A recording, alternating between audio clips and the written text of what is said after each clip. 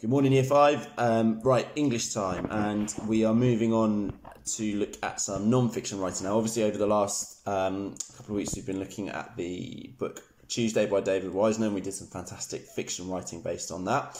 Really enjoyed reading that, so thank you, Year 5, for everyone who popped those on Tapestry for Mrs. Hall, Mrs. Ambrosetti and I to read. So as I said, we're going to be moving on now, and we're going to be looking at non-fiction writing, and in particular, we're going to be looking at non-chronological reports and digital blogs and that sort of thing. So hopefully it'll be a really good fun and interesting unit of work. Now today, what we're going to do, because obviously we focus quite heavily on fiction so far this half term, we are going to take a step back and we're going to look at all of the features that we would expect to find in non-fiction writing, and particularly in non-chronological reports. So attached to this Tapestry post is a document which has got some example non-chronological reports on it, and your job is to go through, read those two reports, and to go through and to think about the features included in those reports that need to be included in all non-chronological reports. So what we're doing is we're looking to identify the common features of this type of writing. So these are the two non-chronological reports that you guys are going to be looking at this morning. One is on cheetahs and the other is on the British Barn Owl. So these are two really good examples of the type of writing and the features that you will find in a non-chronological report. Now, I've uploaded them as a Word document so that if you want to and are able to print them, you can, and that would mean that you can highlight things off by hand if you've got highlighters or coloured pencils, pens, that sort of stuff at home. You can highlight straight onto the document. However, if you can't do that, because it's a Word document, you can actually highlight on here. Okay, so for example, what I mean by that is if you think that having a title is a feature of a non-chronological report, then what you would do is you would highlight it, say in yellow, and at the bottom you might like to draw on a key. So for example, anything highlighted in yellow across the two documents is a title. So that's obviously a very basic example of what I'm looking for you to do.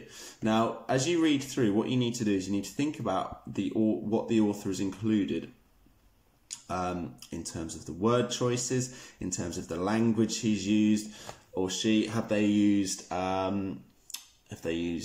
informal? Is it very informal and chatty, or is it slightly more formal language? How has it been laid out? Is there lots of information about different things put in each paragraph, or has each paragraph got a very specific set of information in it?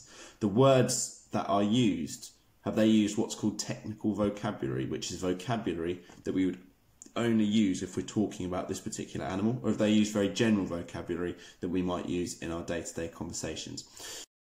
Now, a little bit further on in this video, what I've done, or what I will do, is I'll give some examples as to what it is that I'm looking for in terms of the features that you should be looking for in these texts. So I'll give a short example of highlighting off different bits and bobs in this non-chronological report here if you're really struggling. What I'd like you to do is I'd like you to have a go at it yourselves first. So in a second I'll tell you to pause this video. Have a go at it yourselves first, looking for these features. So think about the language used, the layout, what goes into each paragraph, the style of writing, is it informal, formal, that sort of thing. And if you're struggling, then you can carry on watching this video for the example that I've given, and hopefully that will give you some pointers if you're not really sure.